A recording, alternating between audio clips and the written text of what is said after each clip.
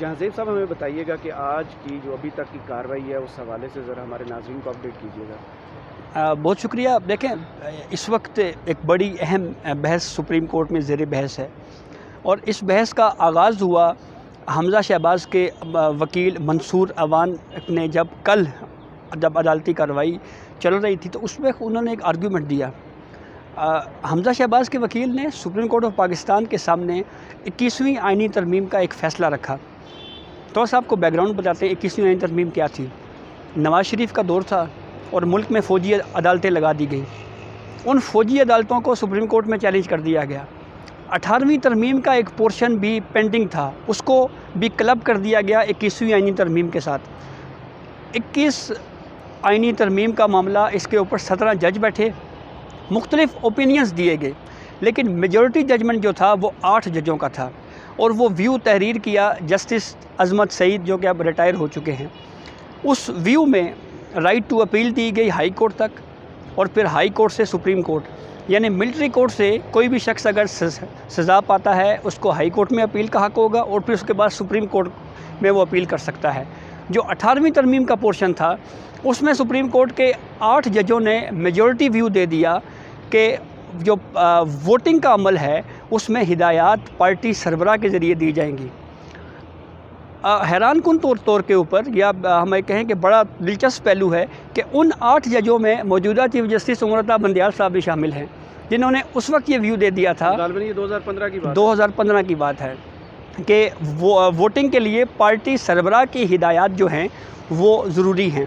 अब इसके ऊपर आज सुबह भी चीफ जस्टिस उमर बंदियाल साहब ने कुछ ऑब्जर्वेशंस दी। उन्होंने ये कहा कि एक हमारे दोस्त जो हैं वो बाइकआउट कर गए हैं, लेकिन अब भी केस में मुझे लगता है कि कुछ है। और अभी भी थोड़ी देर पहले भी जब ये समाअत ख़त्म हो रही थी तो उस वक्त भी चीफ जस्टिस ऑफ पाकिस्तान ने ये ऑब्जर्वेशन दी।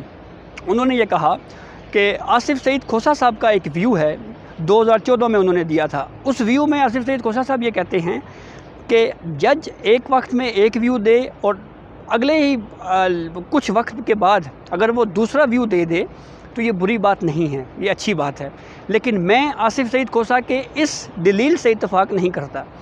मैं ये समझता हूँ कि एक जज की व्यू या एक जज के फ़ैसले में कंटिन्यूएशन या एक तसलसल होना चाहिए। तो इसलिए फिर उन्होंने कुछ क्वेश्चंस फ्रेम किए। पहला क्वेश्चन उन्होंने ये रखा, पहले तो उन्होंने एक चीज़ वाज़ेह की। उन्होंने ये कहा कि जो 17 रुकनी वो बेंच था उसमें से 8 जजों ने जो व्यू दिया वो मेजॉरिटी जजमेंट नहीं है। मेजॉरिटी जजमेंट उस वक्त होता जब 9 जज होते, नंबर 1। नंबर 2, अगर मैंने उस वक्त वो व्यू दे दिया है तो क्या अब मैं उस व्यू से बाहर निकल सकता हूँ, क्वेश्चन नंबर 1। और फिर एक सवाल उन्होंने ये भी किया कि क्या मैं इस प्रोसीडिंग से अलग हो सकता हूँ। तो ये इम्प्रेशन आ रहा है कि शायद जैसे ये बेंच टूटने जा रहा है। आप कह रहे हैं कि ये बेंच टूटने जा रहा है, तो ये मामला तो लंबा अब चलेगा। ये एक इम्प्रेशन है, ये एक इम्प्रेशन है।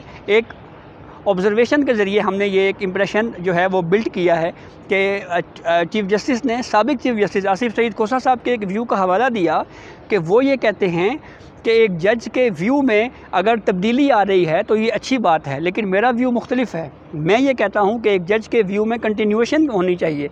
और चीफ जस्टिस ऑफ पाकिस्तान ने यह भी वाज़ेह किया कि अगर ठोस वजूहात हों, सॉलिड रीजनिंग हो, तो एक जज को अपने व्यू को में तब्दील करने में कोई हर्ज नहीं है, ये कोई बुरी बात नहीं है। तो अब ये मामला देखें किस तरफ जाता है।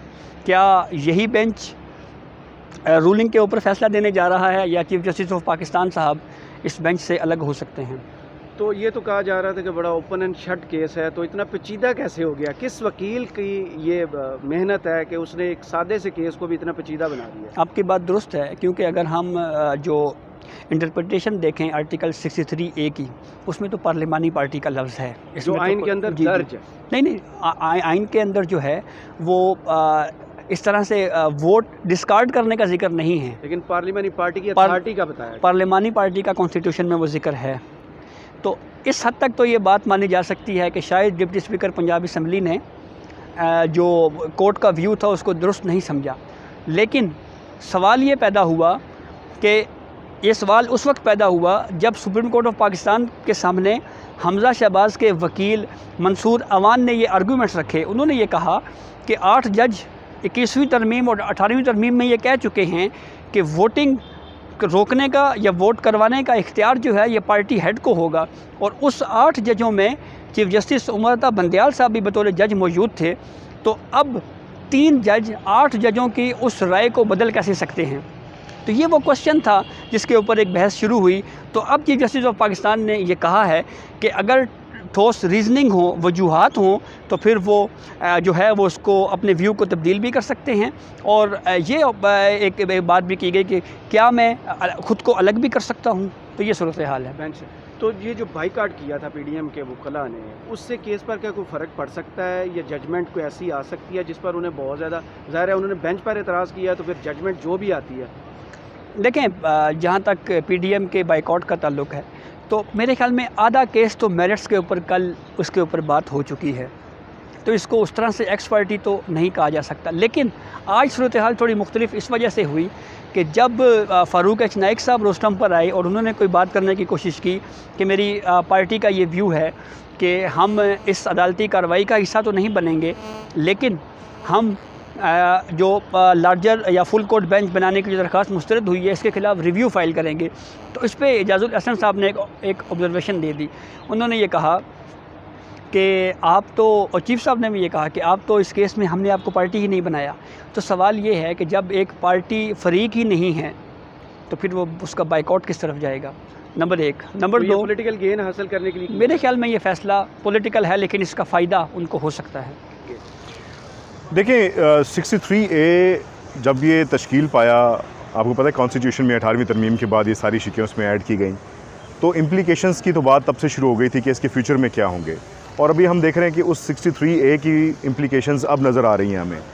अब इसके आगे जैसा कि यहाँ जब तशरीह के लिए प्रेसिडेंशियल जो रेफरेंस है वो भिजवाया गया, तो ये इसी मकसद के लिए भिजवाया गया था जहाँ 63A खामोश हो रहा था, उससे आगे की डेफिनेशन क्या होगी वो हमने देखा कि एक ऑनगोइंग प्रोसेस था जिसमें जो 20 अरकान PTA के मुनहरिफ हुए, उस हवाले से भी इसी क्लॉज के तहत उसको सुना गया।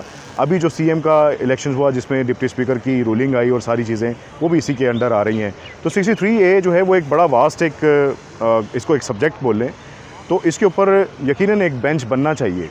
लेकिन अदलिया बेहतर समझती है, सुप्रीम कोर्ट कॉम्पिटेंट अथॉरिटी है और कॉम्पिटेंट जजेस हैं। तो इसकी डेफिनेशन में कम्प्लिकेशंस आपको नज़र आ रही हैं जो डिप्टी स्पीकर की रूलिंग है उसके मुताबिक, क्योंकि कोर्ट ने यही अभी तक कहा है कि हमारा फैसला कहाँ है जो कोर्ट किया गया। जी बिल्कुल, ये चीज़ें यहाँ पर खामोशी है। इस वजह से कोई वकील, कोई सियासी पार्टी उसका जवाब अपने तरीके से तो दे सकती है, लेकिन कानून का रेफरेंस नहीं दे सकती।